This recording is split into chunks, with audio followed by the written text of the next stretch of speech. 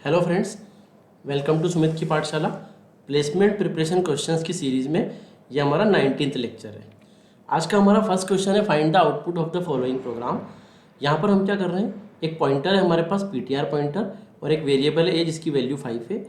PTR equals to address of A, that means PTR pointer is pointing to variable A, that means PTR के पास variable ए का address है। In the next line star ptr plus equals to 2, that means star ptr equals to star ptr plus 2। तो star ptr की value है 5, उसमें हम 2 add कर रहे हैं तो वैल्यू चेंज होकर हो जाएगी 7। इसका मतलब ये हुआ कि ptr पॉइंटर जिस लोकेशन को पॉइंट कर रहा है उस जगह पे जो प्रीवियस वैल्यू थी 5 उसमें हमने +2 ऐड कर दिया, तो अब वो वैल्यू चेंज होकर हो चुकी है 7। इन द नेक्स्ट लाइन हम प्रिंट कर रहे हैं स्टार ptr जिसकी वैल्यू प्रिंट होगी 7, और अब हम प्रिंट कर रहे हैं ए को। पीटीआर किसको पॉइंट कर रहा था, ए को। तो अगर आपने पीटीआर पॉइंटर के थ्रू वैल्यू चेंज की है तो अल्टीमेटली वो वैल्यू किसकी चेंज हुई है, वेरिएबल ए की वैल्यू चेंज हुई है, इसलिए ए की वैल्यू भी अब कितनी हो चुकी है 7। So by printing this 7 will be printed, so the answer will be option C. आप देख सकते हैं option C is the correct answer. Next question है आपका, consider a recursive C function that takes 2 argument as follow. एक function है हमारे पास fun सी नाम से, जिसको कि हम 2 पैरामीटर पास कर रहे हैं, unsigned int n and unsigned int r। इस कोड में हम क्या लिख रहे हैं, if n is greater than 0 तो ये आपको रिटर्न करेगा n मॉड्यूलस r, प्लस उसी फंक्शन को फिर से कॉल किया गया है n divide by r comma r के लिए, और अगर n ग्रेटर देन 0 नहीं है then else it will return 0। What is the return value of the function when it is called as func 513,2। तो अगर इस फंक्शन को 513,2 के लिए कॉल करते हैं तो फाइनल आउटपुट क्या होगा। तो फर्स्ट टाइम जब मैंने इसको कॉल किया 513,2 के लिए, तो चूंकि n इज ग्रेटर देन 0 है, 513 इज ग्रेटर देन 0, तो ये आपको रिटर्न करेगा n modulus r। n modulus r मतलब 513 को डिवाइड करेंगे 2 से तो रिमाइंडर क्या होगा, तो रिमाइंडर होगा 1, क्योंकि ये एक ऑड नंबर है, प्लस उसी फंक्शन को कॉल किया जाएगा n डिवाइड बाय r के लिए। अब 513 को डिवाइड बाय 2 करूंगा तो रिजल्ट मुझे मिलेगा 256, कॉमा r की वैल्यू कितनी है 2। तो जब फर्स्ट टाइम मैंने इसको कॉल किया 513,2 के लिए तो आपको रिजल्ट मिलेगा 1, प्लस उसी फंक्शन को फिर से कॉल किया जाएगा 256,2 के लिए। अब इतने सारे कॉल्स तो हम करके देखेंगे नहीं 1 बाय 1, तो यहाँ पे लॉजिक ये है कि जब जब फंक्शन को कॉल किया जाएगा और इफ़ n अगर ग्रेटर देन 0 है तो जो भी उन दोनों का रिमाइंडर आ रहा है वो प्लस उसी फंक्शन को कॉल किया जाएगा n divide by r comma r के लिए। तो यहाँ पर इंपॉर्टेंट ये है कि जब पहली बार कॉल किया गया तो रिमाइंडर कितना आया 1। अब जितने भी कॉल्स होंगे 256 के लिए, उसके बाद जब अगला कॉल होगा तो 256 डिवाइड बाय 2 के लिए होगा, तो वो भी एक इवन नंबर है तो रिमाइंडर जो है वो 0 आएगा।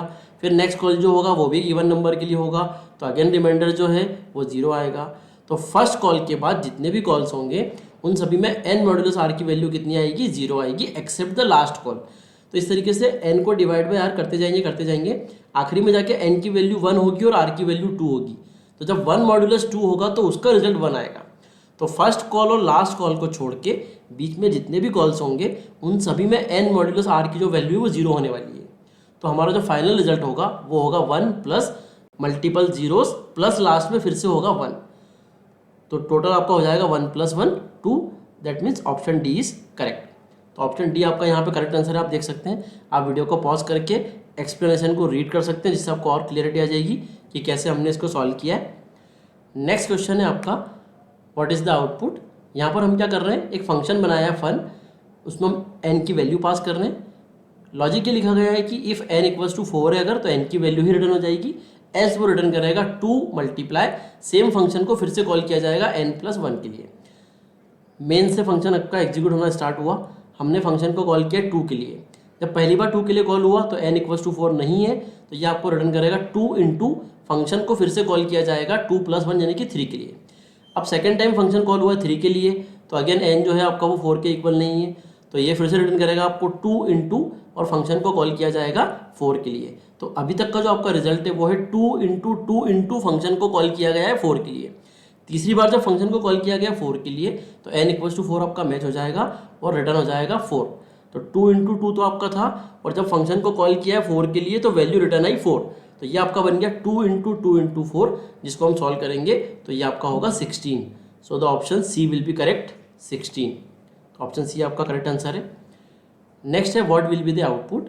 यहाँ पर सबसे पहले हमने एक स्ट्रक्चर बनाया XYZ जिसमें कि एक इंटीजर वेरिएबल डिक्लेयर किया a, फिर हमने इसी XYZ स्ट्रक्चर के लिए एक ऑब्जेक्ट बनाया obj1 और a को हमने वैल्यू असाइन कर दी 1।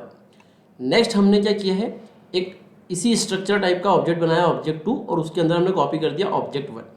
सी लैंग्वेज के अंदर हम एक स्ट्रक्चर वेरिएबल के अंदर दूसरा स्ट्रक्चर वेरिएबल डायरेक्ट कॉपी कर सकते हैं। फिर हमने वैल्यू प्रिंट की obj2.a। सबसे पहले हमने बनाया obj1, उसकी वैल्यू 1 सेट की, obj2 एक और ऑब्जेक्ट बनाया और उसके अंदर object1 की कॉपी पास कर दी।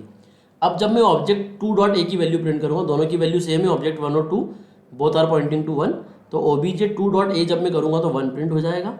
नेक्स्ट लाइन में obj2.a को मैंने मॉडिफाई करके कितना करने की कोशिश की, 100 करने की कोशिश की।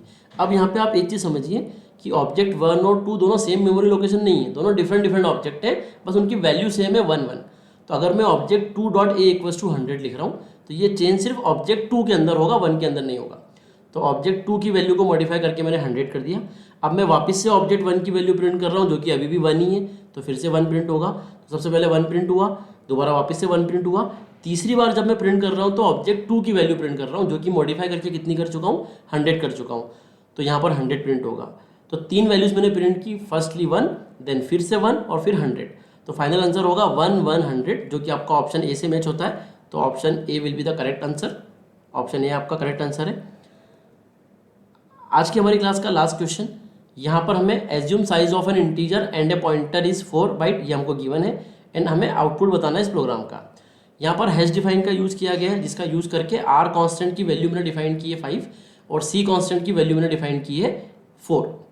यहाँ पर हमने लिखा है int star P R C. अब समझने वाली चीज़ यहाँ पर यह है कि ये हमने क्या किया है, तो यहाँ पर मैंने एक पॉइंटर डिक्लेयर किया है पी। इसको हम कैसे रीड करते हैं, क्योंकि पी के ऊपर ब्रैकेट लगे हुए हैं तो पहले हम पॉइंटर को रीड करेंगे। तो पी क्या है यहाँ पे, P is a pointer to an array of integer.